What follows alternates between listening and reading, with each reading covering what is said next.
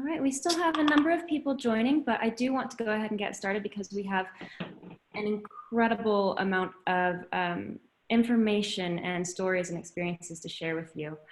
So good morning and welcome to our very special webinar, our masterclass webinar, Leading Through Uncertainty. A few housekeeping announcements to start us off. First of all, as you've probably noticed, you have all been muted. This is just to cut down on background noise, but we do want to hear from you. We do want your questions, and we do want you to let us know what you're thinking as we go through this presentation. So please use your Q&A tool, which is at the bottom of your screen, or your chat tool as well. Let us know any questions you have or any comments or feedback you have on the presentation. We do have some time set aside at the end to go through these questions. So again, please feel free to use those tools. Second thing, this webinar will be recorded. So if you would like to share it with another member of your team, rewatch it, or if you need to jump off a little bit early, don't worry, we've got you covered. We will be emailing this out after the webinar. So with that, I'm going to pass it on to Ron Lamb, the CEO of Daxko, who will be helping guide this conversation. Over to you, Ron. Thanks, Maria, and thank you very much for pulling this all together, and welcome to folks all across the land, the country, and the world. I wanted to say thank you very much for joining us for our 29th webinar during the COVID crisis. So far, we've had over 18,000 attendees and viewers to our webinars and videos, which is not too bad for a company with 10,000 customers. So we're glad that you're getting a lot out of this content. Daxko's mission is to power health and wellness throughout the world. And when the crisis hit a couple of months ago, I asked my team a simple question. I asked, how do you want to be remembered? And that ended up creating a firestorm of creativity and output that I frankly have not seen in my 30 years in tech. Now, today is another chapter in what our team has been providing to support you during this crisis. And this chapter actually began last October when my team traveled to Gettysburg, Pennsylvania for an offsite leadership conference. Over 3 days, we walked the battlefield of Gettysburg. And as you can see here, we spent time taking a look and we walked Pickett's Charge. We were on Little Round Top, felt like we were there with the 20th Maine. We even went over to Eisenhower's home and spent time and toured his house.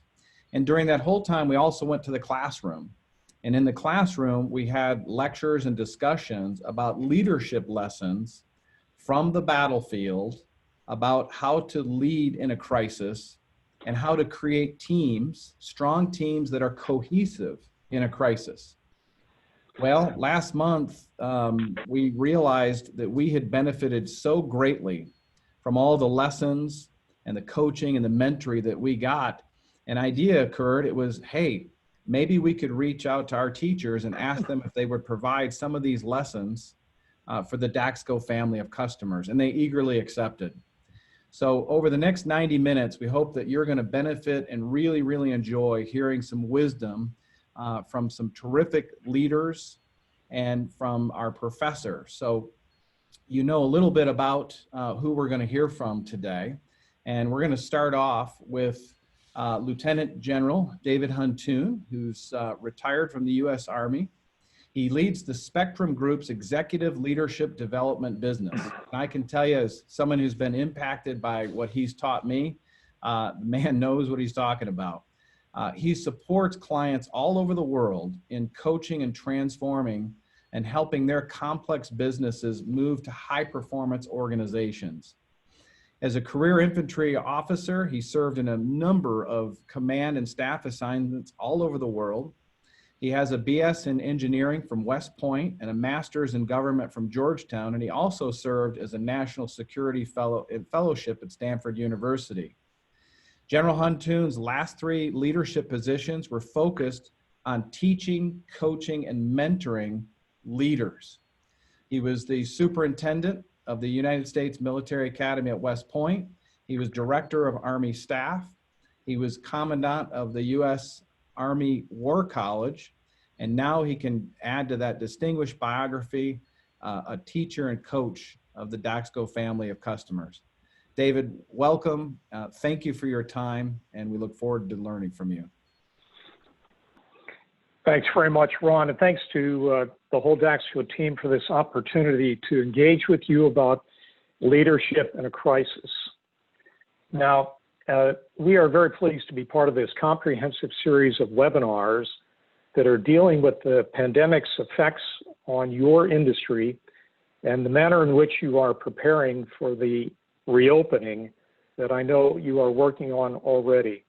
So let me respect the audience at the very beginning here and make a couple of comments about who you are and link that to this topic of leading in an uncertain environment. The service that you do for your communities is vital to this nation. Fitness, strong physical and mental health, and resilience have never been more important to the world than today.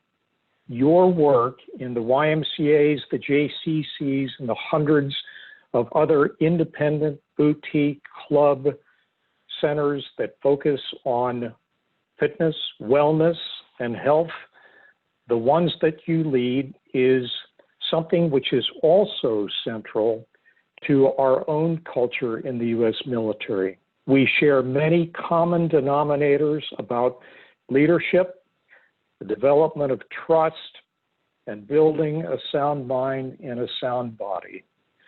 Now, I know this firsthand.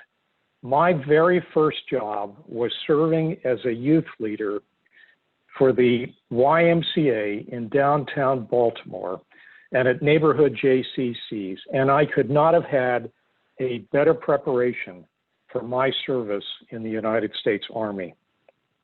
This morning, Jared, George, and I want to talk to you and to learn from you about the business of leading in a time of uncertainty. Your teams, like so many in the United States today, face what we could describe as a Copernican moment, a time when the fundamental ways that we look at all our previous systems are being reset. We know intuitively that you are a highly talented and high-performing network and that you are values-based leaders. And this tells us that in time, you will all restructure and reset and renew your business with success. Now, throughout these remarks today, we're going to ask you a couple questions to learn from your own experiences and to bring this virtual world as close as we can to your own lives as you lead in this time of uncertainty. So we'd ask you to please chat with us during the webinar so that we can all gain from your collective wisdom. Thanks. So I'm going to start by telling you some short stories about Dwight David Eisenhower, our 34th President of the United States and the commander of the Allied invasion of Normandy, Operation Overlord. General Eisenhower was an extraordinary strategic leader. Time and time again, he demonstrated that he was a master of leading in a crisis, a builder of trust, and never one to take counsel of his fears. So let us go ahead and talk about Ike. Let's start with the idea of some fundamentals that can characterize not only what Eisenhower did, but that you are doing on a daily basis in your own response to this current crisis. And I see these 5 traits as central to the life of Eisenhower, and we'll talk about each one of these as we explore his history. Certainly the first one is this idea that great strategic leaders have this extraordinary capacity to imagine the future. Eisenhower was a visionary. He could see that the near-term strategic decisions he made, after he listened, collaborated, was present, would have second and third order effects. And so he tried very hard to imagine what that outcome would be before he would make that decisive moment come to life. The next trait we talk about is this idea of dealing with the facts. Eisenhower is a military man. He was trained in the execution of standard operating procedures. He was very focused on a hierarchical structure, and he had great trust and confidence in his subordinates to execute whatever the operation was, how difficult it was. by dealing with the facts. The next thing that Eisenhower was characteristically successful at was this idea that he was a wonderful listener. He listened first in his critical thinking skills before he would move in the direction of the resolution of the many wicked problems that he faced in his life. He was also an extraordinary collaborator. He knew that just as you have in your own work a series of stakeholders, all of whom provide you with advice and counsel and assistance and their own points of view and perspectives, that he needed to be a collaborator in order to achieve the maximum outcome for any mission. Next, Eisenhower was always present. He was the kind of authentic leader that runs in the direction of the firefight, that his presence would inspire and reassure his teams by his leadership of example. And he was a great communicator. If you have a chance to read anything that Dwight Eisenhower wrote, I think you'll be astonished at the eloquence of his prose, the clarity of his intellect, and the fact that he always continued to communicate his vision, his mission, his goals and objectives to every one of the teams that he led in his life. And finally, as a great strategic leader, Eisenhower was someone who acted decisively. He was someone who listened, he collaborated, he dealt with the facts, he was present, he would communicate. But when the time came, Eisenhower was never reluctant to say, let's go. Let's go ahead and start by thinking a little about Dwight Eisenhower's life next. And just as a reminder, the Eisenhower family comes to the United States in the early part of the 18th century. They wind up settling in central Pennsylvania in the vicinity of Lancaster. And Eisenhower's father, David, begins that great migration of the American farmers and workers in the middle of the 19th century in the direction of the American West. They wind up initially in Hope, Kansas, where Eisenhower's father begins to establish a business at a general store. The general store fails.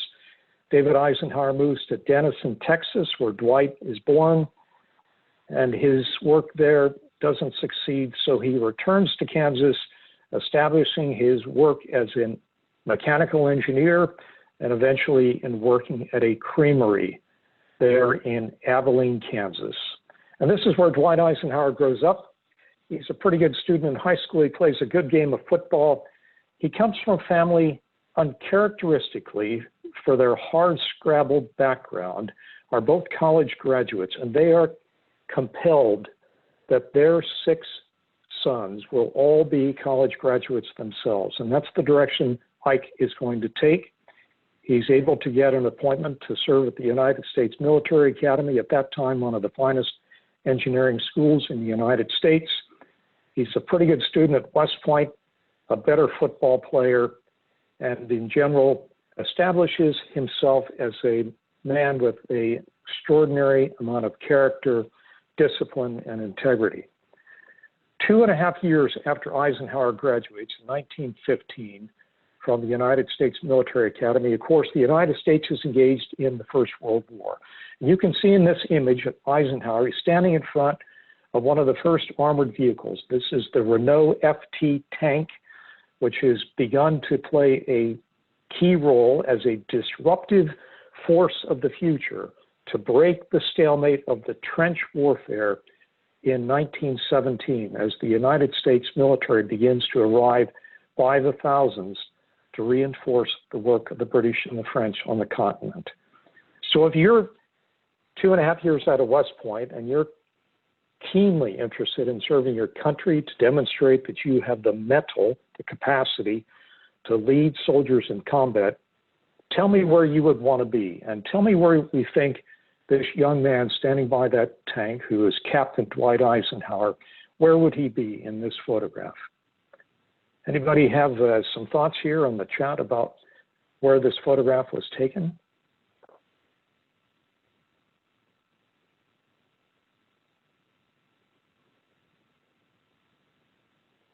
I'm going to tell you that I wouldn't have asked the question if it were as simple as France. This photograph is actually taken where Dwight Eisenhower spent his service in the First World War, and greatly disappointed by it. This is Camp Colt in Pennsylvania. It is located precisely on the spot where Pickett leads that ill-fated charge on the 3rd of July, 1863, in the final day of the Battle of Gettysburg. But Eisenhower is going to find out after 2 years of leading this camp, Camp Colt, that he has learned an extraordinary amount of things about leadership in a crisis. He'll have his own series of times of uncertainty in that 2 years as he prepares about 10,000 American soldiers to go overseas to join the Armored Tank Corps that's just beginning to take its place in the American Army's organization. So Eisenhower at first thinks his career is done. How is it that he can't join his classmates and command an infantry organization of about 100 men had he gone to France? Instead, though, he's leading almost 10,000 men as they head overseas themselves. He does it with great distinction. He is promoted early to the rank of major in those 2 years, but he also finds himself facing some extraordinary crises, which he handles very well. Next, the first issue that he deals with in this image is an image of soldiers. The photograph is actually taken in Seattle, Washington. And these are soldiers from Camp Lewis who are responding to the extraordinary event which takes place in 1918 and 1919, certainly a reflection of our current environment. And who can tell me what this photograph represents? What great event actually takes more casualties around the world than the First World War's conflict? Exactly right. Gail and others are reminding us that this is the Spanish influenza. And we have just reminded ourselves in the past several months of the history, which tells us that as an average number, most historians believe that 50 million people lost their lives around the world to Spanish influenza. 50 million, with a high number potentially of 100. Very difficult to calculate from the records, but approximately 1 in 3 people around the world were at least infected initially by this pandemic. The American Army provided unique roles. This pandemic came to Camp Colt in Pennsylvania, and it affected Eisenhower in some extraordinary ways. He lost 40 soldiers of the thousands that he was training during the period he led Camp Colt to the Spanish flu. But he handled the situation so compellingly in a collaborative effort with the medical institutions in local Gettysburg that he was able to save thousands and thousands more from this extraordinarily difficult pandemic. So that was a moment where Eisenhower began to deal with something much larger than himself, and he did it to a very high standard. He was investigated by the Army's Inspector General, but the result of that investigation simply commended him for the manner in which this young officer dealt with the tremendous threat to his organization. In the next photograph, we see another moment where Eisenhower has a great opportunity to grow as a senior leader, even though he's just a young captain in this photograph. Those 3 officers sitting there to his left are from the United Kingdom, and they've just come over from their own experience on the continent in France dealing with armored warfare. And they are collaborating and teaching, coaching, and mentoring Eisenhower about how best to handle the way ahead so that he can turn around and provide that kind of training to the soldiers that are coming through his camp. And what's this about? This is about the relationships that are so terribly important for leaders. Leaders like yourself who have stakeholders, whether it's vendors or local health officials or others who are part of your own enterprise across the United States in your own fitness and wellness centers and clubs as you are dealing with your own crisis today. It is these relationships that can make all the difference. And the next slide that talks about his experience in World War I at Camp Cole is this great gentleman. Now, somebody on chat, tell me who recognizes this fellow, this dapper, well-set senior officer who happens to march into Dwight Eisenhower's life at a very early moment. Anybody know what that fellow's name is? He will come back to spend a lot of time with Dwight Eisenhower in about 25 years. Yes. So David and a number of other you have recognized, of course, this is George Patton. George Patton has had a year and a half already in France. He's had an extraordinary record of heroism. He worked directly for General Pershing, the leader of the Allied Expeditionary Force, and he's just done an extraordinary job. And he's a visionary like Eisenhower, very different background, comes from a very wealthy family in Huntoon, California, and he, as you can see, is spick and span in that Sam Brown belt that he's wearing, and he looks like he's ready to command the organization. The Army's going to reduce him in rank to major and then promote him to lieutenant colonel. So he and Eisenhower basically are contemporaries. They create a very powerful relationship that's going to last for many, many years. The power of relationships, the ones that you are creating as you yourself are dealing with a crisis. Let's go to the next image, which is also an example of dealing with a crisis. Now, anybody recognize this photograph? If I tell you the year is 1932, and this is a very important moment in the history of our country, right in the middle of the Depression, can someone tell me what might have been taking place in Washington, D.C. on the Anacostia Flats that has to do with veterans and veterans' obligations from the First World War?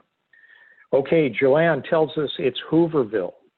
Hooverville is exactly right. This was the name given to a makeshift series of camps that sheltered literally thousands, initially almost 30,000 veterans from the First World War gathering in Washington, D.C. with one purpose, which was to gain attention from the United States Congress and the President, Herbert Hoover, about the lag in being paid the bonus that the United States Congress provided in 1926, a bonus of about $500 to $600, depending on their service, but that by law could not be paid to them until 1945. That's quite a bit of time beyond the legislation. And here these men are unemployed in the middle of the Great American Depression. This is a crisis. They protest in front of the Capitol. There's a disruption between the Washington, D.C. police and the bonus marchers. The President of the United States, Herbert Hoover, turns to the U.S. Army and says, I need you to go down to the Anacostia Flats and to gain control of this situation. And in our next image, we'll see the leader of the U.S. Army at that time.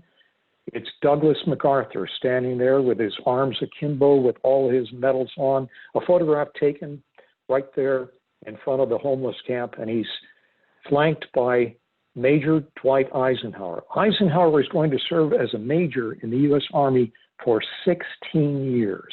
And one of the jobs he has is he serves as the aide de camp, the special assistant to the Chief of the Army, Douglas MacArthur, another extraordinary warrior.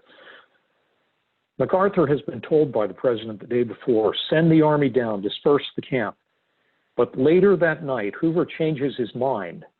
Eisenhower chooses to see this as a looming disaster for the Army, a betrayal of the trust of these soldiers, now veterans, who are simply trying to earn the bonus fee that they certainly earned in the trenches of France. And he advises MacArthur against this. But MacArthur not only disregards Hoover's message to stop, he sends his forces from Fort Myer down the hill and across the river to disperse the camp.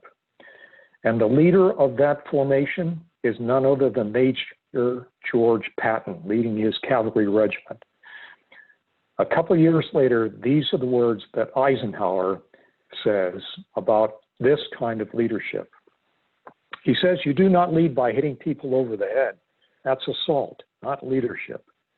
Humility must always be the portion of any man who receives acclaim earned in the blood of his followers and the sacrifices of his friends. Eisenhower has learned from this disaster, and that's what great leaders do.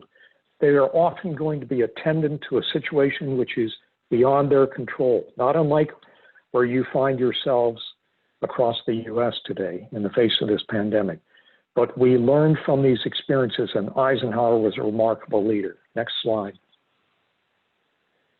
Tell me, someone by chat, who the heck this fella is and what he might be doing. If I tell you this is going to be around 1939, it's right in that interwar period. It's the beginning of the crisis in Europe.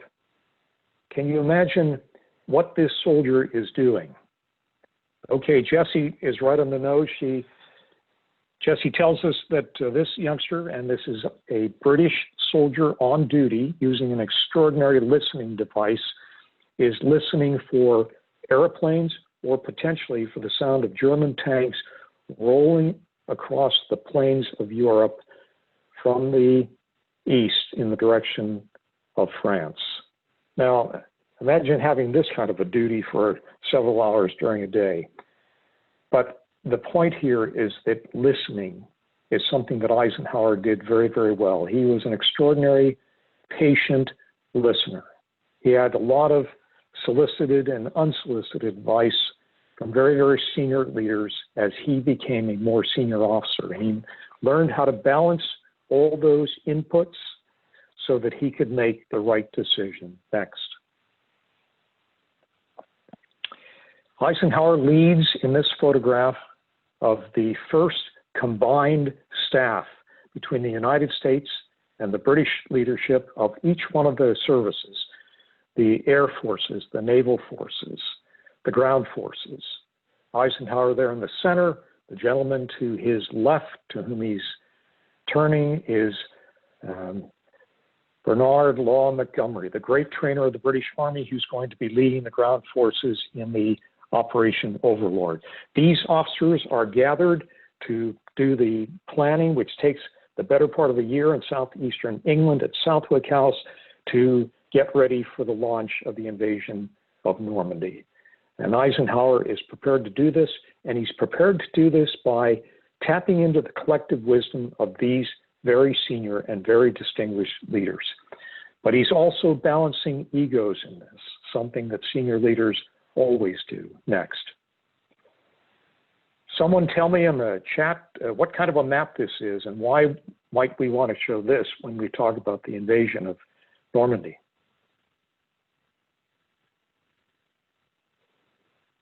If I tell you those are isobars on the map, tell me what kind of a map we might be looking at in 1944. Okay, Jan and Jessie again, absolutely. This is a weather map, this is a meteorology map, and certainly this gentleman that we see on the far right is Group Captain James Stagg. He's the chief meteorologist for the Royal Air Force, and he's another example of the building of trust that Eisenhower does throughout his career in order to make the right decision at the seminal mark. For a period of about a year, as Eisenhower is working with his staff, he knows that the time when he's going to make that decision to launch the invasion will be derivative and dependent on a couple of things that have to do with science. They will have to do with the importance of tides, the importance of the sea state, and certainly of the weather aloft, the winds aloft, because he's going to involve three of the largest airborne divisions at that time in the Allied formations, the 101st, the 82nd, and the 6th Airborne, the British Airborne Force. So he's got to find somebody he can trust, knowing that months ahead, on some dark night, the weatherman will come in and provide a key piece of information to make this decision come to life. He tests Group Captain Stagg for a period of months. He gives him difficult problems. He's measuring his capacity to be truthful and to be professionally competent. He wants to gain confidence in the process and to build the trust that's necessary. And it happens. there are 2 windows in the first part of June where this operation can be launched. And this is the most extraordinary amphibious operation in the history of warfare. And the detail of this planning is astonishing. It involves many, many nations, and they have been able to keep operational security, that is, to cover this operation away from the German forces for many, many months, in spite of staging thousands of soldiers, sailors, and airmen all along the southeastern coast of England. So on the evening of the 4th of June, because the 5th was one of those days that potentially this operation could be launched, the combined staff is gathered. Eisenhower is at the center of a horseshoe table. James Stagg comes marching in. He looks distraught. He says to Eisenhower, "Bad news. There's a front coming in. I'm very certain that based on the weather that we're looking at right now, you're going to have a tremendous storm, and this will be disastrous for the airborne and certainly for the sea state of the thousands of ships that you will need to get your soldiers to a successful operation." So that's my information.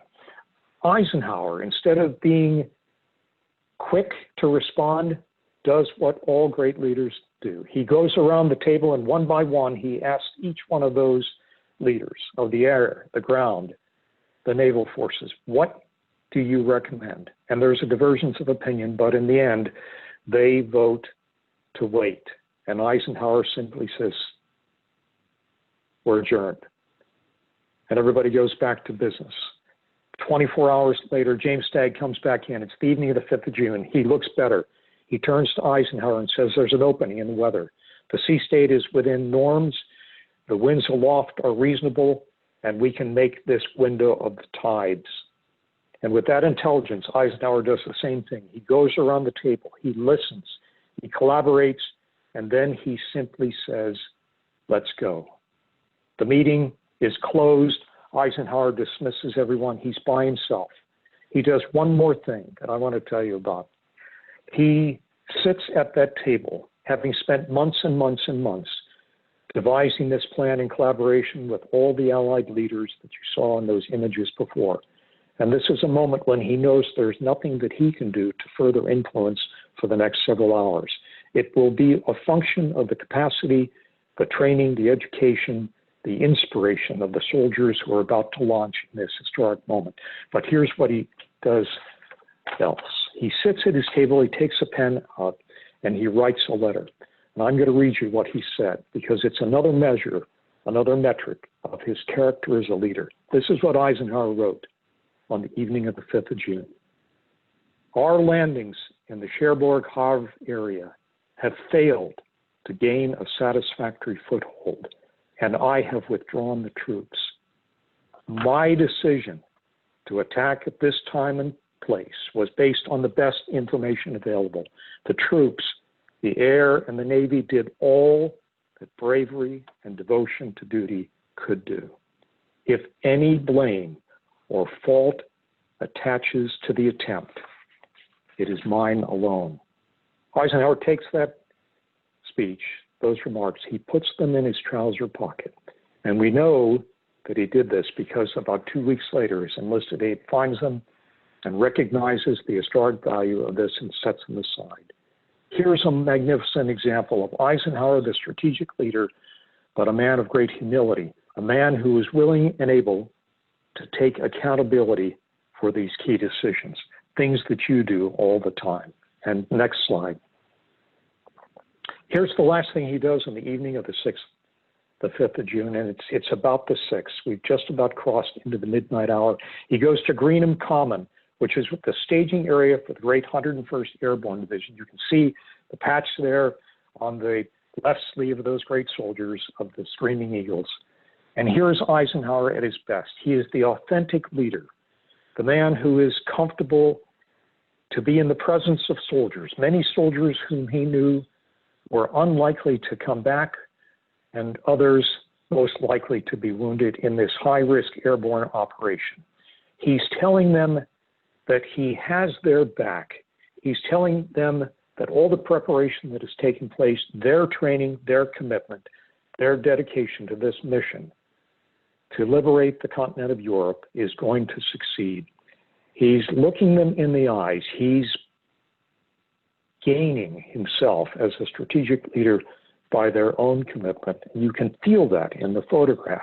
It's remarkable. There's one other story that I'm going to tell you about this, which is very interesting. This great tall captain who's standing across from him is a fellow named Wally Strobel. And Wally there has got the 23 around his neck, which is his chalk number, is from Saginaw, Michigan. So we have Dwight Eisenhower from Abilene, Kansas, Wally Strobel from Saginaw, Michigan. Now, if you're from those parts of the country and you've got some time off on a weekend, perhaps, all the hard work that you do, and you want to do something with your family in the outside, you've gone to the gym and the health center and you're physically fit, what might you do? Somebody tell me in chat what Dwight Eisenhower and Wally Strobel might have had in common that also might be part of this conversation. Anybody think of something they might have done that came up on the evening of the 5th of June before this operation? Jeff says fishing, and Jeff is exactly right. Look at Eisenhower's thumb. He's certainly inspiring them. He's doing everything else I told you. But at this moment, we know, because Wally Strobel came to see us at the War College a couple years ago, that Eisenhower was sharing a story about fly fishing. Now, there's nothing de minimis about this exchange. It's about the authenticity, the need to make a connection to your teams, the things that you do to inspire your own organizations. I'm going to close with this next image, which is a series of builds, and go ahead and just bring those all up. And I'll close with this. At the end of his life, in his last years as the President of the United States, Dwight Eisenhower takes senior leaders from around the world, and he does this, again, in his role as an authentic leader to connect, to inspire, to convey his vision. From the top left, where you have Charles de Gaulle, who is also the president, in this case, of France in the 1950s. To the bottom left, that's George Bernard Montgomery, who still is a senior leader in the British culture, and he's come to Gettysburg to talk about the battlefield. On the bottom right, of course, Winston Churchill, the Prime Minister of England, very, very important there to visit the Eisenhower farm. And of course, top right, and we'll close with this image. This is the visit in 1959 of Nikita Khrushchev at a moment of crisis in American-Soviet relations, the first time in history that a leader of the Soviet Union visits the United States. Eisenhower brings him to the house at the Gettysburg farm at Gettysburg. In this case, he's visiting Camp David.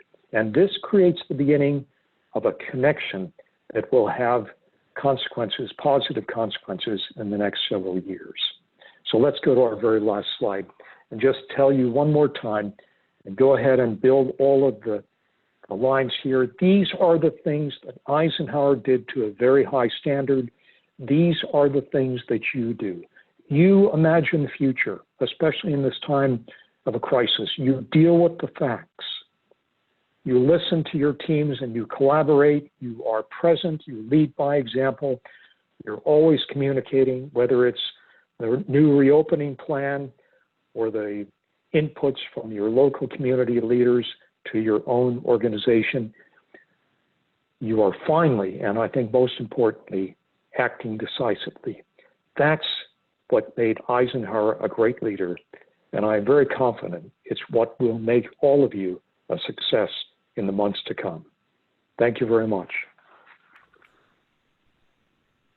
David, thank you very much for that inspirational leadership lesson, drawing from one of our great military leaders and U.S. presidents. Your insight, knowledge, and command of the topic is admirable. So we really, really appreciate your time.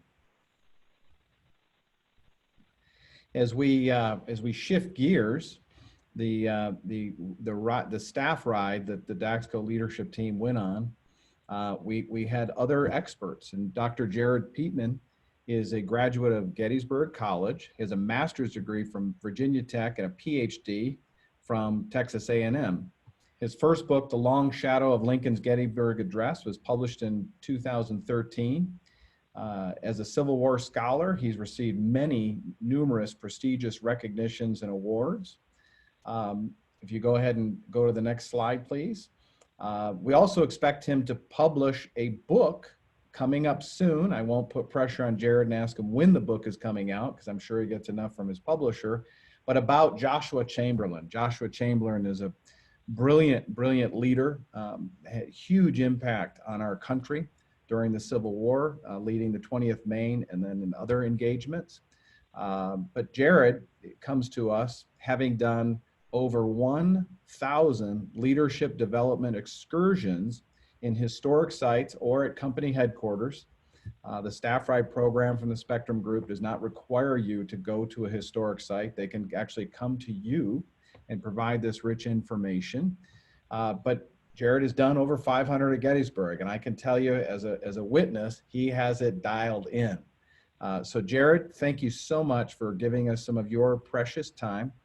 We sincerely appreciate it and would love to hear your thoughts about leading through uncertainty. Thanks, Ron. I'm thrilled to be with the group today. And I think it's especially appropriate to go after General Huntoon, because this presentation actually grew out of an almost offhand book recommendation that he gave me a few years ago. We had just finished a week-long staff ride for FEMA up at Gettysburg, and had really enjoyed working with that group. And I was trying to think about putting together a history-based disaster case study for these FEMA folks, and was sort of racking my brain about what we could do. And Dave sort of offhandedly said, you know, there's a great book out there called Young Men in Fire about this forest fire from a long time ago. You might want to take a look at it. And so I did. It's the best book that I've ever read, both in terms of history and leadership. And what was so interesting about that book, you know, it's this story of 16 smoke jumpers, you know, people who jump out of a plane and then fight fires on the ground. And this forest fire that they were sent in to try to contain in Man Gulch, Montana in 1949. It's this story of a tragic, a heroic failure. Things go sideways for them. And of the 16 people that are there, 13 of them are actually killed by that fire. And as I read the story, it just is almost haunting. At the same time, as Ron mentioned, I've been working on this book about the 20th Maine for a few years. The 20th Maine was a regiment during the Civil War that played a huge role in the Battle of Gettysburg. Things go sideways on them, but how they respond to it saves the moment. They end up preserving the left flank of the Union Army. So I found myself in this situation of researching and writing about two different small units, teams that faced crises, one that succeeded and one that failed. And it was interesting, you know, sort of in those comparisons and contrasts. I think I ended up understanding the 20th Maine a lot better because I was reading about the Smokejumpers, and I understood the Smokejumpers a lot better because I was researching the 20th Maine at the same time. And it led me to this question, Maria, if you'll advance one slide, please, which is this, you know, what are the factors that determine why some teams survive, even thrive, during a crisis situation, while others do not, while others, as happened to the Smokejumpers, don't make it, don't succeed. And I'm curious, I want to take just a minute or so to hear your thoughts for all of the folks that are dialed into the webinar here. If you don't mind putting them in chat, and if you're willing to do so, set it so that it sends to all the panelists and attendees so everybody can sort of see what you're thinking. But in your experience, what is it? What are the one or two critical things that determine whether a team survives during crisis or falls apart during crisis?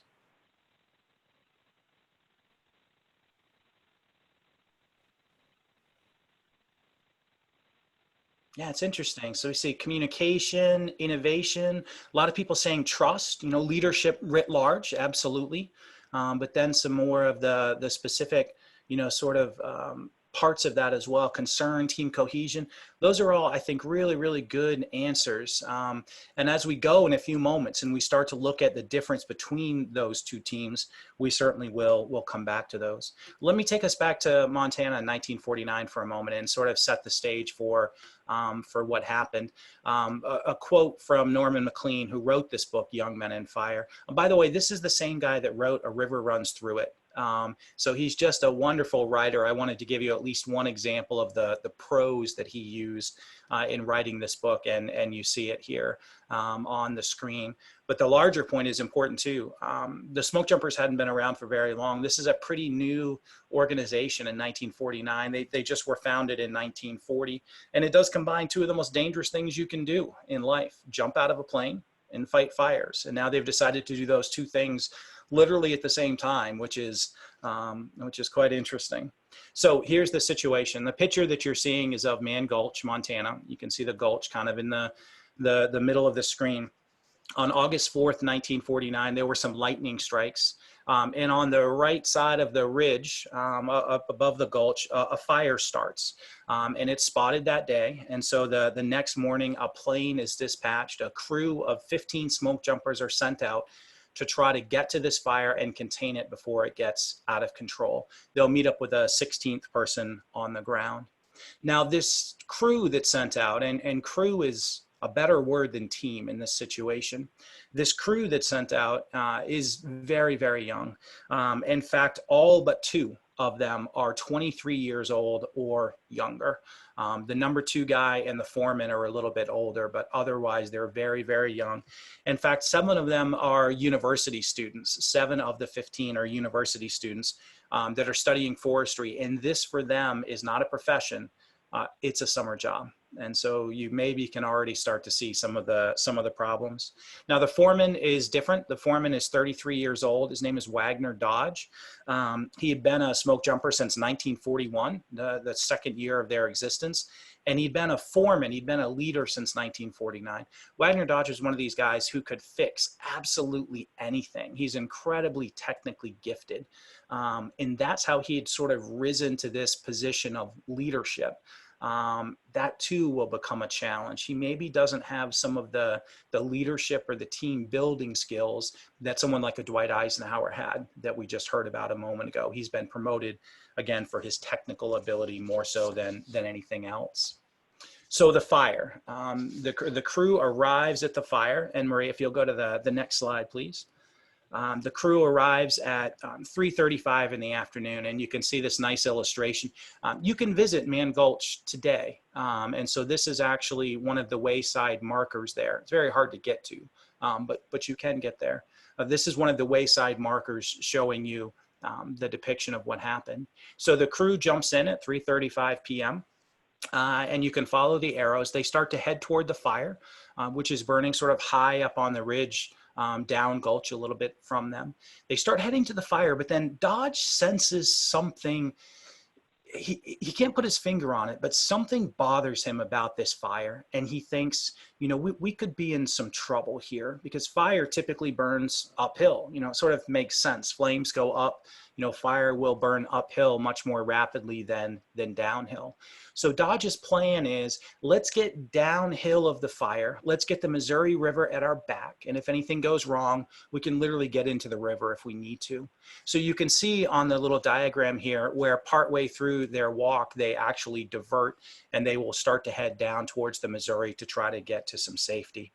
But here's the problem. As they head that way, something mysterious, something that firefighters have never seen before happens. The fire jumps from that ridge down into the bottom of the gulch and then starts burning up the gulch towards these smoke jumpers. Dodge comes over a ridge right about where the bottom arrow on the screen is. He sees the fire coming at them, knows they're in big trouble. He turns his crew around and they start heading back up the gulch towards the area where they had landed. They're hoping that they can outrace the fire, but already Dodge is concerned that that may not even be possible. If you go to the next slide, please. This photo is from 2018, a trip that I took out to Man Gulch. That's my best friend from grad school there. And at the point of this photo, we're literally in the footsteps of these smoke jumpers. You can see sort of at the top of the ridge, you can see the area where they had landed. Now, from where my colleague and I are standing, if you look sort of up to the left, the top of the ridge is about 700 feet up in that direction, but it's a 76 degree grade. You can sort of see that from how difficult it is even to stand there. And the steeper the grade, the faster fire moves and the slower human beings move. So that's not a real great option in terms of trying to get away. On the other hand, if you look more towards the top of the screen, if they went towards the top of the gulch, it's almost a mile to get to safety there, but it's a much lower grade, only an 18% grade. At the point this photo was taken, the fire is chasing these men. It's moving 200 yards per minute. The flames are 30 feet tall, and it becomes clear it's going to be almost impossible to outrace this fire. And here's the critical moment in the entire tale. Wagner Dodge, who was leading his men, and they're stretched out almost 100 yards behind him, Wagner Dodge stops. He pulls out of his pocket a match. He lights a match and he throws it on the ground. The first two men who come upon him, Robert Sallee and Walt Rumsey, see him do this, and they have absolutely no idea what it is that he's doing. They think he's gone mad. The other men start to catch up to them. It's so loud, Dodge can't really communicate with his men, but he waves at them. He's waving directions that he wants these men to walk into the fire he's just started, walk into the middle of it and join him in this fire. Dodge's number two gets, he had been at the back of the line, catches up. He takes one look at the fire and he screams out, "To hell with that." And the other 15 men continue to try to outrun the fire. Now, two of them, Sallee and Rumsey, will head towards the side of the gulch to the ridge. They actually will make it. They will be able to get over the top of the ridge into a rock slide, and they will live. The other 13 head towards the top of our photo, trying to get out closer to where the planes had dropped them, and all 13 of them are caught by the fire and killed. There's three survivors. There's Sallee, there's Rumsey, and there's Wagner Dodge. What Dodge was trying to do was create a second fire that burned all of the fuel out in this small area, turned it just black, and then he had hoped his men would be able to walk into this fire, this burned out area, lay down, and the big fire would go around them. His men had no clue what his plan was. This is not something that was taught. It's not something anybody had ever discussed before. Dodge sort of came up with it in the moment. It's actually commonly taught tactic now, but Dodge came up with it in the moment. He lives, but his team members, with two exceptions, won't, in this incident. And it raises this fascinating question. If you go to the next slide, please. Why did this team fail? What is it that led to the breakdown in this team compared to what happened with the 20th Maine? And again, sort of researching these two things side by side, I think offers some fascinating insights. So let me take you back 86 years before this incident to the Battle of Gettysburg, to another team that was put in a crisis situation as well. So the next photograph is what Little Round Top looked like in 1863. On the second day of the three-day Battle of Gettysburg, the Confederates launched attacks on both ends of the Union line. The unit tasked with holding this position that you see, Little Round Top, the extreme left flank of the Union Army, was a fairly new unit. The 20th Maine, they'd only been in the Army for about 10 months or so.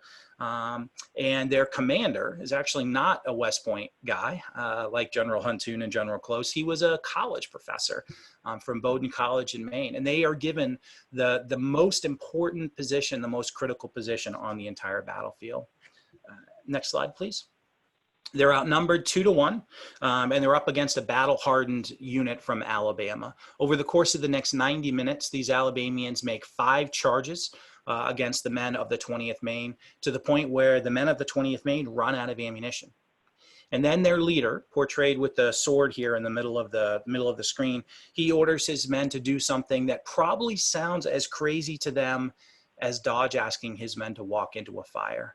Chamberlain orders his men to fix bayonets And even though they're outnumbered 2-1, even though they're out of ammunition and presumably the enemy still has some, they're going to charge the enemy. That's his solution to this problem. In an alternate universe, you can maybe imagine Chamberlain's number 2 saying, to hell with that, as Dodge's number 2 did, and there being some issues. But that's not what happens at all. Instead, this next image shows you sort of the consequence of the charge. They sweep their entire front. The 350 Mainers who are left will take 308 prisoners, and they secure their position. They hold that position for the Union Army. It's this unbelievable moment. Michael Useem wrote a book about 20 years ago called The Leadership Moment. And he has chapters on both Chamberlain and on Wagner Dodge, what happened in Man Gulch. And he says something incredibly powerful in that book. He says, leadership is a product of today's actions and yesterday's groundwork. And I think sometimes that's the piece we miss. You know, we talk about what happens in the moment, but what happened before the moment that led to all of this? So what is the 20th Maine's groundwork that enables them in that moment to make this charge successfully, contrasted to what we see happened with those smoke jumpers? And so if you go to that next slide, please, Maria. There's 4 things, and I'll come back to these in a little bit more detail in just a moment. The first is that this unit has actually been together for 10 months before the battle here on Little Round Top. And that really means 2 things. One, it means they're not a crew of 15 people who maybe don't know each other all that well, that this is a summer job for. They have become a team. They have ate together. They have taken care of each other when they've been sick. They have become a team over that 10 months, and that matters. The second part is that while they've only fought 1 battle before Gettysburg, and frankly, their involvement was pretty limited, they've trained extensively over those last 10 months. They understand the entire range of things they might be asked to do on a battlefield, and they're going to be able in an instant to respond to any of those orders. The third one is important too, I think. They're not thrown into some huge battle as their first engagement. They participate in the Battle of Fredericksburg, but in a small way, and it sort of lets them test things. It builds their confidence in their leaders. It builds their confidence in their training. You know, that early success goes a long way towards making this unit. And then the last piece is trust, and we'll come back to that again in just a moment. So the training part is one of the most critical pieces. And I'm a big fan of a Bruce Lee quote. Yes, that Bruce Lee, the one that you've all heard of before. Bruce Lee says, under duress, we do not rise to our expectations. We fall to the level of our training. I think sometimes organizations have the idea, throw people in the deep end, they'll figure it out. You know, or, you know, we'll try to fly the plane while we're still building the plane. Maybe not the best of ideas, as we see from these contrasting experiences. This next quote from Chamberlain, I think, really gets at it. Chamberlain says, at the crisis, I ordered the bayonet. He literally screams one word, bayonets, and his men know what it means. He says the word was enough. No need for any lengthy explanation. No need for, this is why I'm doing this escape fire, and this is why you should get in it. This is all the rationale. Chamberlain, because these men have trained so much, can say one word and it leads to instantly the entire organization being on the same page. Now contrast that to what Robert Sallee said, one of the Man Gulch survivors, about what it was they experienced in Man Gulch. You know, Sallee says, if I understood, if we'd had training, if we'd had some background, I might have gotten in that escape fire with Dodge, but I didn't understand. We didn't have the training. We didn't have that common understanding. The second part comes down to trust. And it comes down to, how do you have trust in a particularly risky situation, which is what these folks are up against. There was an interesting model came out a few years ago. It actually came from the construction industry, where you're talking about, in a lot of cases, multiple contractors working together, and also very, very high dollar situations. And what they found in that case, a lot of people put forward trust as a combination of 2 things. You've got to believe in the character of the person you're dealing with, and you've got to believe they have competence. But the risky trust model suggests that in a case like this, people also have to have faith in the process, that there's a process in place that will get results. As you're thinking about how do we go back to being open, it may not be enough that people know and trust you and they think you're really smart as the director of a particular center. They want to know what that process is that's going to ensure their safety as they're trying to go back. And that is part of what we see the difference between these two teams as well. That trust is not just the competence and character, it's also trust in the process. In the 20th Maine's case, a lot of that goes back to that training. So how does this contrast to the Smokejumpers and what their groundwork is? Well, the Smokejumpers didn't have 10 months. They didn't have all this training. In fact, they had a 3-week training course, and that was it. When the season starts, during any downtime, rather than trying to backfill that training, their budgets are really tight. So these men are sent out to build roads, not to try to get more training. That's a critical issue. They also didn't really understand the fire science. And some of this is maybe they hadn't done enough research. A lot of it is it just wasn't there at the time. A lot of what we know about fire science actually comes about as a consequence of this particular fire. They also specialized in a certain thing. The Smokejumpers specialized in getting to small fires that were 10 acres or less and getting them put out. This is a much larger fire. At its max, it was almost 5,000 acres. And so it completely different than anything they'd ever done before. Contrast this to the 20th Maine, which the first time they go into action, they have a limited involvement in a battle that builds their confidence.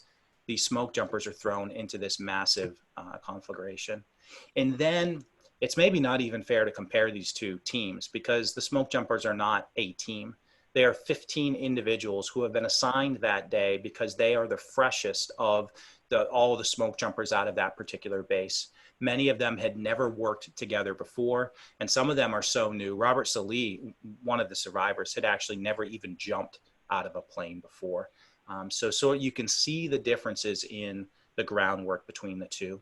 Now, one really important point, maybe this team could have overcome some of these issues if they'd had a leader who was able to over-communicate in the moment exactly everything that was going on.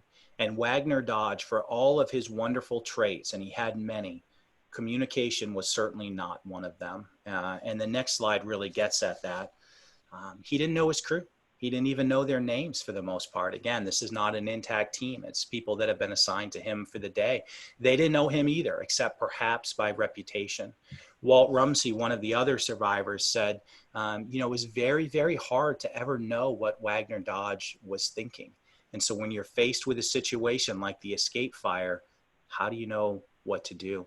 And sort of emblematic of that, Wagner Dodge, his wife noted later, had said to her when they got married, you do your job, I'll do mine, and we'll get along just fine. She wrote after his death, he died 5 years later from cancer. She wrote after his death that she loved him very much, but she never felt like she knew him very well. If she didn't know him very well, how well did the team? And without that sort of bonding, that you saw so well from Eisenhower, how are you going to lead a team through crisis without that ability to communicate effectively? So it's an interesting story. It's a great story. I think this contrast between the two, it's a haunting story for the men of Man Gulch, and sort of a cautionary tale in a lot of ways about what we need from a team in order to get through a crisis. The one last thing I'll leave you with is a patch that the Forest Service has now designed, or some groups of them have designed, for just very quick things that they always keep in mind anytime they go in to fight a fire to try to keep themselves safe. The first is lookouts. Do you have somebody that is in a position where they can see everything happening and be able to then communicate effectively, what's going on? That communication system is critical.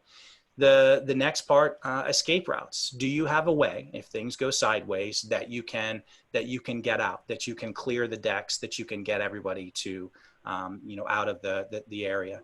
The last part is a safety zone. If you can't get away from the danger, is there at least a place nearby that you can get into, a burned out area in the case of these Smokejumpers, where you'll be safe even if you haven't completely escaped the danger. It struck me as I was putting this presentation together. It's something that may have some relevance for you all as well. So thank you very much for listening to my part of it. And let me turn things back over to the Daxko folks and General Close. Jared, thank you so much. I think that as we go through the process of reopening, those 4 tenets that we've learned from firefighting are very important, because we've got to be able to be agile and pivot as this virus rears its ugly head. Yeah. We know health and wellness, as David had said, is critical, but we also have to balance that with being able to quickly adapt to changing conditions. So thank you so much for sharing today. Thanks, Ron. Our next speaker is General Close, who's currently the CEO of the Spectrum Group, and they support global clients by building mission-focused teams that lead to high performance and improve shareholder value. Prior to his corporate experience, General Close had a 30-year career in the United States Army. Of note, his military career began when he was drafted, which makes him one of the very few individuals in the history of our country to go from being drafted to be serving as a major general. He retired from the Joint Staff as the J7, responsible to the chairman of the Joint Chiefs for the integration of all deliberate war plans, joint training and doctrine, and the education of the United States Armed Forces. General Close, a few years ago, you received a phone call from the chairman of the Joint Chiefs. What were you doing at the time, and what did he ask you to do? Well, this is sort of a setup question. So I've recently been promoted. This goes back a number of years ago, 1994, to brigadier the previous April. This was the summer of '94. I'm moving my family for the 15th time since we have been married to the 10th Mountain Division up at Fort Drum, New York, which in itself is a crisis situation. So I was with the 10th Mountain Division, and they had just returned from Somalia, sort of being a support mechanism for the Black Hawk Down incident. It was during that period of time. And for those of you that don't know, the infantry division has anywhere between 15 and 20,000 soldiers in it, 3 generals. We only had 2, myself and the division commander, about 8 colonels, and an equal number of sergeant majors, all working as a team to perform whatever missions we had. So anyway, things are moving along just well that summer, and suddenly we get this phone call. And the president of the United States at the time had decided, or was moving quickly to a decision, to move to the country of Haiti. If those of you that might remember, there was a boat lift situation taking place. A General Cedras had taken over the country. The president, rightful president of the country, President Aristide, had left. Lots of civil rights violations taking place there. So they had put together a very dynamic warfighting force led by the 18th Airborne Corps, centered around the 82nd Airborne Division. And this was configured as to be a very deadly force. It was going to be an invasion. Luckily, common sense prevailed, and they decided to begin thinking about a thing that eventually was called a permissive entry force, using the 10th Mountain Division as sort of the centerpiece for all of this.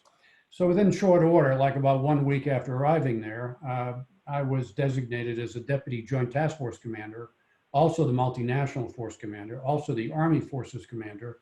And oh, by the way, we began the planning for what became Operation Uphold Democracy.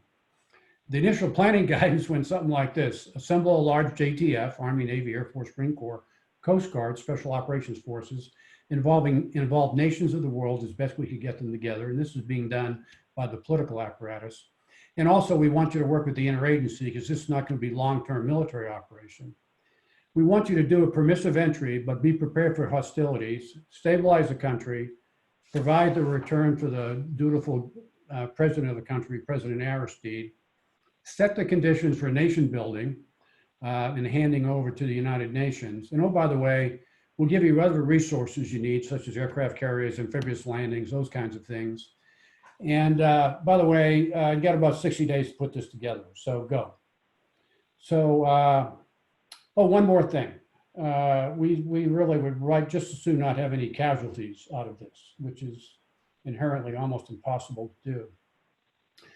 So if you think about uncertainty, we had a lot going on there after that briefing was over, and we turned around and we went to work. And the end result, a little over 2 months later, 19 September 1994, we conducted Operation Uphold Democracy with 22,000 man intervention force involving multiple countries. We had, I think, close to about 23 countries involved.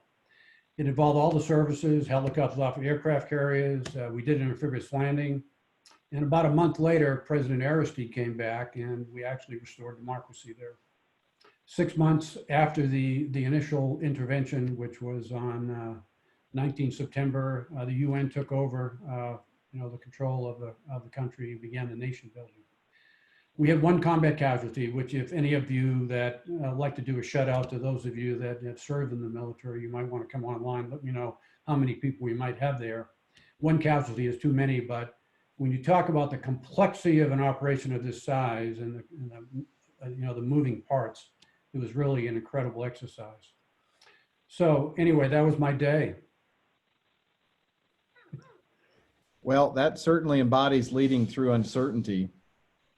With 22,000 people, 15 countries, and 60 days planning window, how did you communicate the vision, mission, and intent to all of your teams? And maybe more importantly, how did you make sure people understood up and down the chain of command and bought in to that vision, mission, and intent? This sort of gets to a little bit some of the comments that General Huntoon, who I've known now for over 25 years, and Dr. Peatman have outlined. And it has to do with doctrine training, actually doctrine education training, operations, war planning, after action review process. It's all sort of, the US military does that very, very, very well. But it's a great question. Your US military has a wonderful planning process, and it's ingrained in us even from the time we're first commissioned or the first time we become a sergeant in the Army or a petty officer in the Navy. And it's all built around understanding the situation, mission, concept, schemes of maneuver, admin, logistics, command and control. I mean, it's a set piece kind of a thing. The challenge was, how do you take a disparate team, and and keep in mind, we're talking about people from different services as well as different nations. How do you get the big picture together? How do you define it in such a way that it makes sense? And then you had a bunch of really interesting intents here. And we'll talk about intent a little bit later. Permissive entries, never heard of that one before until it was communicated to us. Restore democracy, didn't have any experience in that. Setting the conditions for return of a president to a country. Well, the US military had done that over the years, but not lately. And then the nation building task, which we all have become somewhat familiar with over time. But the pressure to minimize casualties was really there. And to be honest with you, that was a rightful thing to be thinking of. So we came up with a brilliant idea. We put together the op plan, the plan that basically works us all the way down to the lowest level, from the corps to the division, to the brigade, to the battalion, to the company, to the platoon. And that was all set up. So we thought the best way to get this thing going is maybe get everybody together. We had the time and the luxury to do it. So we put a map exercise together. This gets to many of Dr. Peatman's comments. We had it take place at Fort Drum. We had every lieutenant colonel or Navy commander above involved in the operation come, less a few people that still had to operate the ships at sea. And we drew a big diagram of Haiti on the floor, and we taped out where the cities and towns and the objectives were. And then I was the MC for a short period of time. And then we started from there, and we reviewed each phase of the operation, each of the 3 phases. And we went over mission, vision, mission, intent, the timeline, the scheme of maneuver, the end state. And at the end of the day, we did that for 3 or 4 days, day and night, lots of coffee, lots of donuts.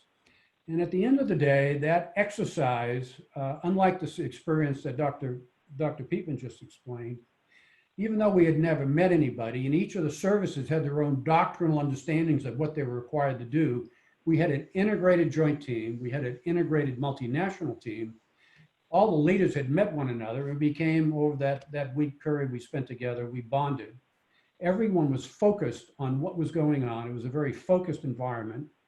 And this initial focus is particularly important because once you put those plans in place, like any business. You know, you write a business plan. Well, the day you publish it is the day you start changing it. And that's exactly what took place here. This was communicated throughout the entire organization. And in my view, it was probably the key reason why it was almost a flawless execution. Were there problems? Yes. Were they resolved? Yes. And at a very successful conclusion. When you got to that successful conclusion, who did you turn the country over to? Well, it went very quickly. You know, the 10th Mountain Division was there for that short period of time, about 4 or 5 months. The 10th Mountain had been on the road a lot. They had been a Hurricane Andrew, been in Somalia. 25th Division replaced this. They had come from Hawaii, but that was then turned over to the United Nations, which then was supposed to do the development of the country and move it forward. And it's one of the challenges we have to this day is an interagency process. You have the finest military in the world. And my view is, it's probably shared by many, and people have written books about it, is that we have a long way to go to work that interagency process to make sure that, you know, military leaders do not do a good job, generally, usually, mostly in running countries. So the right answer was, who did you salute when you formally turned it over to civilian control? It was the senior UN forces commander, which happened to be an American at the time, and that was eventually taken over by civilian leadership. So, George, can you take a few minutes and walk us through your leadership philosophies? Yeah, sure. We'll just come up with the next slide there in the next one. You know, you know me, you know, Ron and I have known each other for about 16 years, so it's difficult for me to talk in some cases about leadership because it's also personal, and there's been lots of books written on it. But over the years, I've worked to codify the way that I think about leadership. And many of the things I'm going to say today are just excerpts from things that I communicate, whether it be a military organization or a commercial one that I've actually had the privilege, and I mean that sincerely, to either lead or to to command in the case of a military unit. These are excerpts of the way that I talk to the people that are in my employ or that I've had the privilege to command from the point of view of what my expectations are. And we'll go to the next slide. The first one we've been talking a little bit about is I'm looking for people. I'm looking for leaders that understand this connection between big picture, mission, task, and purpose of the organization. And next slide. And the intent, and next one down.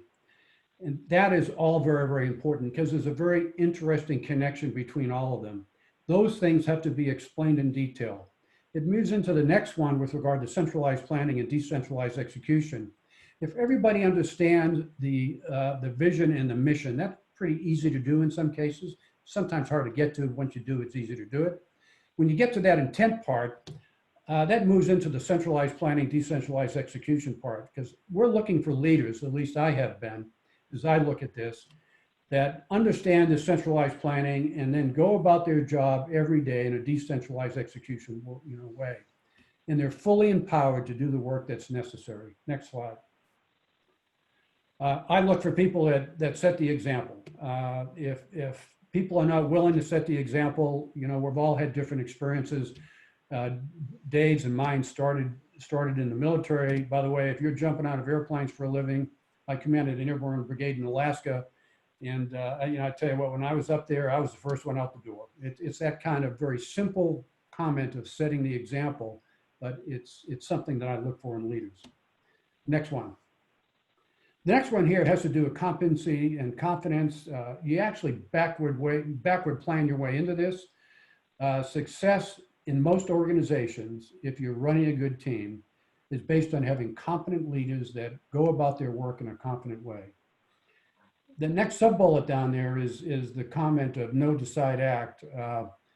I'm also looking for, from my perspective as a leader, looking for people that know things, but more importantly, decide to act. And I mean, all of you, many of you on the phone have known competent leaders that aren't very confident, or in some cases, overly confident leaders that aren't necessarily competent. And we've all had experiences with people that you're presenting them with all the facts they need, and they just can't decide to act. So from my perspective, as I look at organizations, that's a pretty good formula from the point of view of competent and confident leaders that breed success. And they have to understand that relationship between knowing, deciding, and acting. I put that comment there about arrogance. There's been a lot of folks out there you've probably met that are competent and confident, have been successful, but they come across in an arrogant way. You get to that point on a subject we're going to talk about in a minute that has to do with teaching, coaching, mentoring. Be aware of the fact that leaders have that responsibility at whatever level you're at. And I think that gets to a lot of the arrogance if you're willing to lay yourself out there. Next slide. Okay, here's what else I'm looking for. Next one. I'm looking for leaders that solve problems and remove obstacles. That's what I think leaders get paid to do. It was very interesting years and years ago. Several people over the years when I used to give this briefing and I was on the joint staff, they said they would come up to me and said, never forget that 1 hour presentation of which I'm giving you an excerpt from on your philosophy and leadership. Well, what are you talking about? Yeah, it was always interesting. At the end of the day, you would always ask, okay, just kiddingly, okay, everybody, who do you work for? And again, I was a director on the joint staff at 2-star. And they would all laugh and say, oh, sir, we work for you. And I said, no, you don't. You work for the chairman of the Joint Chiefs of Staff. I would rather have, and I had about 150 people in the J7 at the time, I want you thinking every day what you're doing for the chairman of the Joint Chiefs of Staff. My role as a leader is to solve problems and remove obstacles, not create them for you. And that was the philosophy that we had. So I immediately empowered 150 people that didn't have to go through the cross-check, didn't have to understand, work their way through the bureaucracy. They were working every day on behalf of the chairman of the Joint Chiefs of Staff. Tremendously empowering. Next slide. I'm looking for servant leaders. I'm looking for people that accept no credit, take none. If you find the opposite, you probably don't have a very good outfit. I'm looking for, if you can empower people and praise them when they're doing well, communicate them on a regular basis about things that they might be able to do better. I think you'll end up with incredible organizations and incredible units. Next slide. This one has to do with teaching, coaching, and mentoring. And you can go to the next bullet down. I sort of got to that with my previous comments. If you have a small organization, and whether you're a small outfit running, running a small gym, or you're the profit or nonprofit, a YMCA, a big organization, depending on how many direct reports you have, I believe that your people in your employ, the people that you're reporting to, whether you're a leader or a leader in waiting, they need to know where you stand every day, all the time. And if you just listen to them, it was example by General Huntoon's presentation, that is a right thing to do. So I'm looking for people that teachers and coaches and mentors. Next slide. This next one here has to do with temperament, and it's a real simple concept. I have worked for a number of people over the years that have really been wonderful leaders. And it's just been great to spend some time with them. But at the end of the day, I'm looking for people with high standards that go about it in a good way. I've also worked for people, and it hasn't been pleasant, that are mean-spirited in their approach to doing things. As a leader, when I look at people that I'm looking to be in my employ, I'm not looking for mean-spirited people. I'm looking for people with high standards. Next slide. Okay, things I look for in leaders. This is another really important one. If you have an organization, regardless of what size, and everything is going fine, and there's nothing wrong in your organization, you need to be concerned. It has to do with soldiers. If soldiers aren't complaining, there's a problem in your unit. So it's very, very important that you encourage people to constructively communicate to you what the issues are and encourage respectful dissent. Next slide. This one here has to do with draining on relationships on people. If you have an empowered organization, don't drain on the leaders next level up. Make the decisions. You should be empowered. I'm looking for, looking for leaders that make decisions at the appropriate level. Next one. And this one here has to do with drama in the workplace, more prevalent in civilian organizations than in the military, but drama has no place in a workplace. I'm not interested in it. I'm looking at performance and people doing their job, and that's it, period. And I really appreciate people that stand up, to the gossip situation in many organizations. Next slide. Embrace change and transformation, been highlighted. We've done lots of different things, particularly Operation Uphold Democracy. General Huntoon mentioned lots of things that were going on with Eisenhower, with General Eisenhower. I know many of you are not General Eisenhower, and many of you are not Joshua Chamberlain with 20th Maine, but many of these changes and things in your organization need to be reflected, and you need to look for leaders that are able to do that. And then finally, okay, this is important. Over the years, and it's been now running about probably close to 30, 35 years from now, I have selected people over time that have been important to my life. My criteria is simple. I've had to work for them directly for 1 or more years.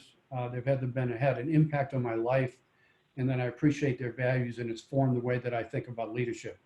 Things I look for, things like ethical behavior, competency, mental and physical discipline and toughness, humility, which was brought out, selfless service.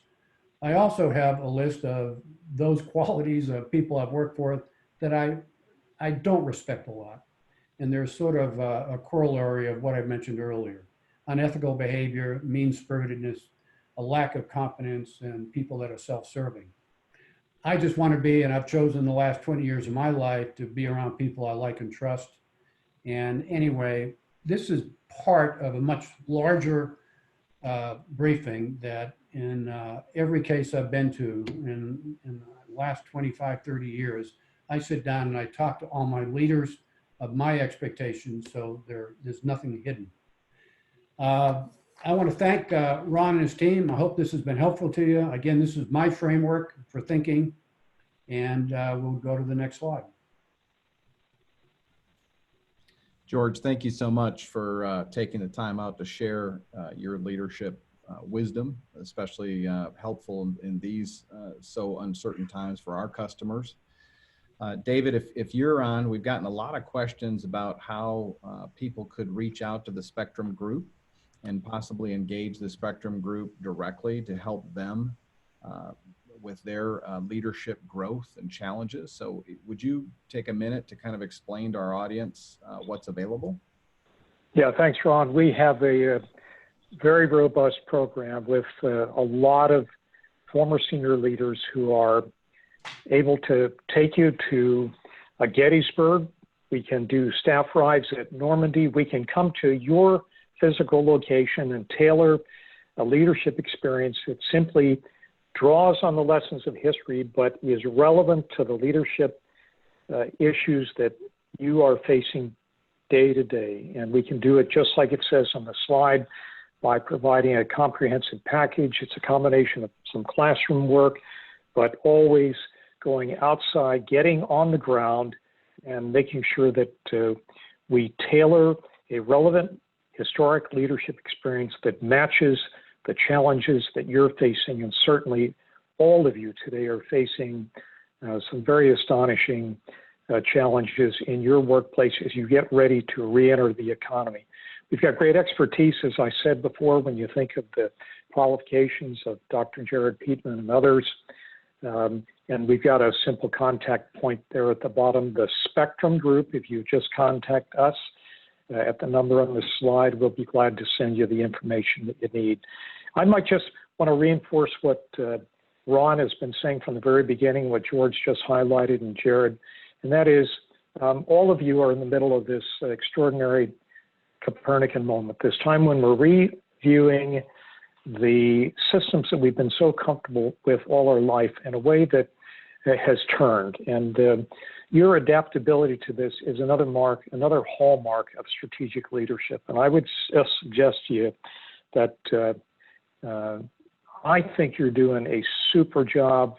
I know a little about your culture from many, many years ago. I just would say that all of us in the panel will salute the work that you're doing and tell you that as we look across this virtual world this morning across the United States and think of the work that you are doing, we are in the very best of company.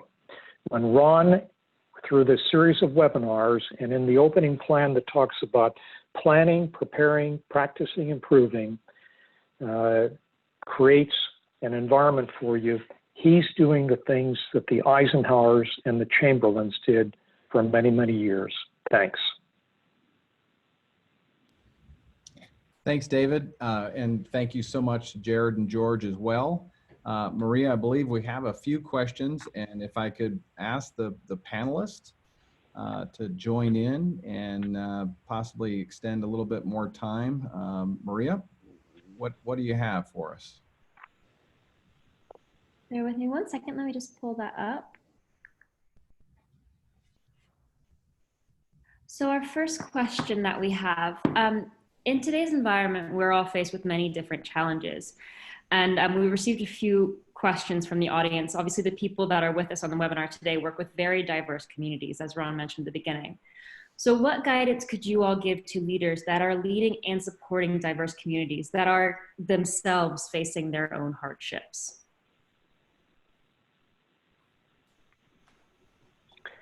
Yeah, I just might make an historical example to begin with, and then I'll yield to my colleagues. Dwight Eisenhower, as the 34th President of the United States, was actually quite a pioneer in this particular area. He not only was the lead in setting up and signing two civil rights acts, one the Act of 1957 and one in 1960, but in his very first opening formal remarks as the President of the United States in his first inaugural, he picks up where Harry Truman starts. Harry Truman establishes the desegregation of the armed forces of the United States, but it's something that takes time to implement. And in Eisenhower's inaugural address, he speaks about using the authority of the federal government to continue that process and to make sure that it comes to life. And he does so over the next 2 terms as President of the United States. We see his role as a national leader in the situation in 1957 when the governor of the state of Arkansas is reluctant to comply with federal orders involving the desegregation of public schools, at which time President Eisenhower takes the Arkansas National Guard, federalizes it, and then he sends the 101st Airborne Division to Little Rock to ensure the security and the safety of all students in the public school process. So Eisenhower is that visionary. He's the collaborator. He's the one who acts decisively in these very difficult and complicated issues that certainly remain with us today. And I think his example is a very good one that all of us can consider as we face the unique issues of leading in a very, very similarly challenged environment. And I'll yield to George and Dr. Peatman. Yeah, go ahead, Jared. I think, you know, one of the interesting things about Eisenhower, and I think there was sort of a related question in the chat here, is his method for getting things done. And you can apply this to race and integration and civil rights and other things as well. One of the best books about Eisenhower and leadership specifically is called The Hidden Hand Presidency. And the argument essentially is that, you know, Eisenhower oftentimes doesn't get credit for a lot of things he did because he was doing them all behind the scenes. Now, I think he would tell you that there's both an upside and a downside to that. The upside is because Eisenhower wasn't out publicly stating positions and telling certain segments that they were doing things the wrong way, he was able to work with a larger group of people to bring about pretty big change. But the counterpart of that is, I think people can validly say, if Eisenhower had been more vocal about where he stood on certain issues, what was right and what was wrong, you know, that might have been valuable at those moments too. He chose to work in a different way, and we can certainly see perhaps the value of both of those approaches. But I think that's where, you know, you can see some of the things that what would it look like if he had been more vocally in support of civil rights rather than working behind the scenes? Would it actually have harmed? Or would we have gotten more done? I don't know that we can answer that, but it is an interesting approach. Lincoln was sort of the same way. Lincoln oftentimes was doing things behind the scenes, didn't want to alienate a particular segment, so wouldn't come out and say, this is what we should do. Instead would kind of work behind the scenes. In Lincoln's case, you can't argue with the results, but it does leave us with this question all these years later. What did he really think in some cases?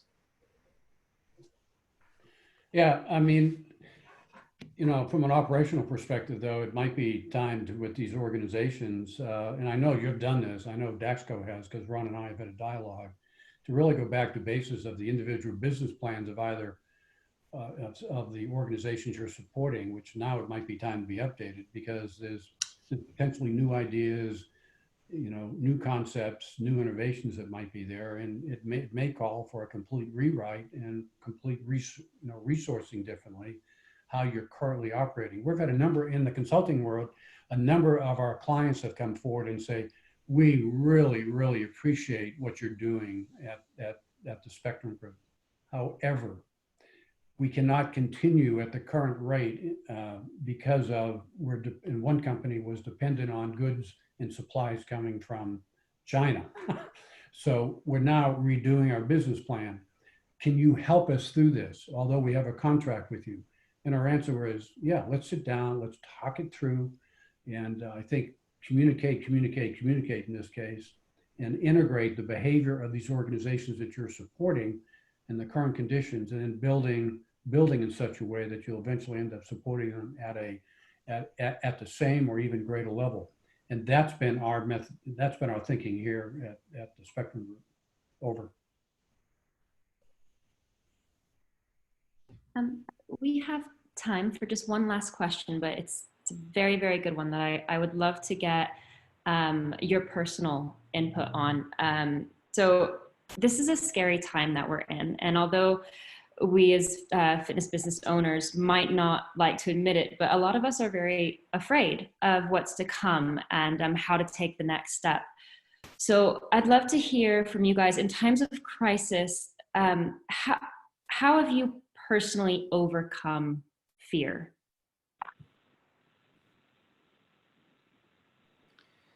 We'll go Dave, Jared, George. Go ahead, Dave.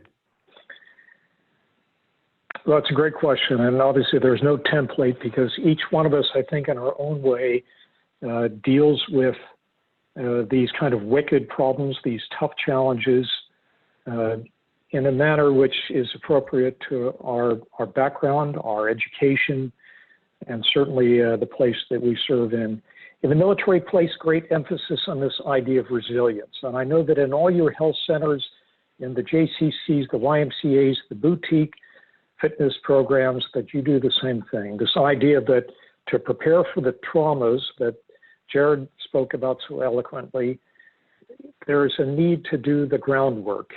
It's the groundwork of the plans that Daxko has been doing, the webinars they're providing. It's the groundwork that all of you do at your own locations to get yourself and your team ready for that trauma that you can see coming down the road. And that can be anything from taking time to get good sleep, to build your fitness and your immune system. It's astonishing how powerful that is as a simple approach to building resilience. It's about breathing exercises. It's about taking time for yourself. It's about giving focus to your work, but creating the balance in your life that allows you to be collaborative and eventually to be decisive at the moment of the greatest fear. There was a wonderful series on television just a couple of days ago about the life of Ulysses S. Grant. And one of the things that was highlighted was his fixed focus on accomplishing the mission in a manner in which, in the swirl of the demons of fear that were around him in that very bloody campaign after campaign, Grant could continue to move in the direction of the mission that had been set while taking care of his teams. And I think it's a combination of all those things that allow you to overcome the fear that is always going to come at moments like this? For my part, there's a really interesting model that came out of Harvard maybe about 10 years ago. It's developed by a guy named Paul Stoltz, and it's called CORE, C-O-R-E. And the acronym is when an adversity hits, and it's all about how do you bounce back from and maybe even grow from an adversity. And it stands for what are the things you can control? How can you take ownership over the different parts of what's happening? How can you try to limit the reach of the adversity? So in other words, if it's affecting your business life, to try to ensure that it doesn't creep over into all other parts, or if it's one project, that it doesn't affect everything. And then the E is endurance. What, if anything, can you do to try to limit the amount of time that this adversity is going to impact your life? It's a useful model, I think, both for thinking about when an adversity hits, what do I do? It's also a useful model to sort of evaluating, is this really a serious adversity? Now, obviously, COVID-19 is, but others may not be. Things that happen in a day-to-day basis that in the moment feel like it's the world ending. It kind of helps you keep a little bit of perspective. And just the one last thing I'll say about that, a lot of research coming out now about that first one of control. Almost every adversity resilience model out there talks about control. But you want to be careful, because a lot of times when an adversity hits, control is great, and we all want to control what we can. Too often, though, we control the little things that don't really matter. I mean, I can't tell you how many light outlets I've fixed and bulbs around my house over the last 2 months. Is that really going to matter long term? Probably not. So keeping that long-term perspective as well. The danger sometimes is that it's not that we focus on the big things and don't do the little things. It's that we focus on the little in an adversity and forget about the big, the long term. So yeah, Paul Stoltz, CORE, he's written a couple of different books. They're worth taking a look at. Real quick, the concept of not taking counsel of your fears is segmented. If you're 97 and living at home, that's one thing. If you're 65 and older with underlying health conditions, that's another. If you're a young person and you're healthy, that's different. So it needs to be applied in a way that all makes sense, in a prudent way. Ron, back to you. Yeah, thanks, George. And we've had a fair amount of fear at Daxko. Overnight, our business, it had just awful results, just like all of our customers, and terrific uncertainty about what to do. And we brought our team together, and frankly, we used a lot of the principles we learned on the staff ride. As we tried things, we shot bullets, then cannonballs, and we war gamed, we thought about things, and then we made a lot of tough decisions to make sure that we could survive this and be there for our customers. So we're still in the middle of it. We haven't really seen financially the recovery yet, but just every day, and then over communicate like we were taught. Every week we assemble all of our teams. Every team member all across the world gets to ask the senior leadership team whatever question they want. So we have an hour, and we give them an update what's going on, and we talk to them. And so even though we're not together in the offices, we're trying to communicate. And what we have found is that over communication has lowered the fear. And be honest with you, a lot of the questions I get, my answer is I don't know. And I just tell everybody as transparently and honestly as I can, I don't know. Let me tell you what I do know. And based on that, this is what we're doing. And so we're trying to over communicate and be very transparent about our decisions, so everybody understands. They may not agree, but at least they understand. So that's how we're trying to combat fear in the Daxko family of brands. That's great. Well, I would like to thank all of you on behalf of the Daxko family, as well as all of our customers and people who would have gotten a great deal. I've seen dozens and dozens and dozens of comments in the chat saying thank you, and all of the information. General Huntoon, that we learned about Eisenhower, and Jared, I was not familiar with the Smokejumpers, but the compare and contrast with what happened from how the 20th Maine approached theirs was really, really fascinating. General Close, thank you so much for sharing how you were thrown into uncertainty you know, leading that group and helping the leaders come together, as well as sharing your leadership philosophies. This was a incredibly rich webinar, and I want to say thank you from the bottom of my heart for your time and all that you do, and the two generals, thank you for your military service. Well, as I tell people now, I don't know how Dave's view is, people tell me that now, and my response for the last 15 years is it was an honor, and it was, and you know me, it was an honor to serve. Okay. Jared, when's that book coming out? Depends on how long this shutdown lasts. The longer the shutdown lasts, the quicker the book will be out. So, Okay. So we'll see. Probably a couple more years. All right. Well, keep us posted. We'll let our audience know when the book comes out. And what was tell me again the name of your other book? My first book is called The Long Shadow of Lincoln's Gettysburg Address. Okay. Well, it won awards, so hopefully people will pick it up and take a look at it. Any last thoughts, team? All right. Thanks a million. Okay. See you all later. Bye.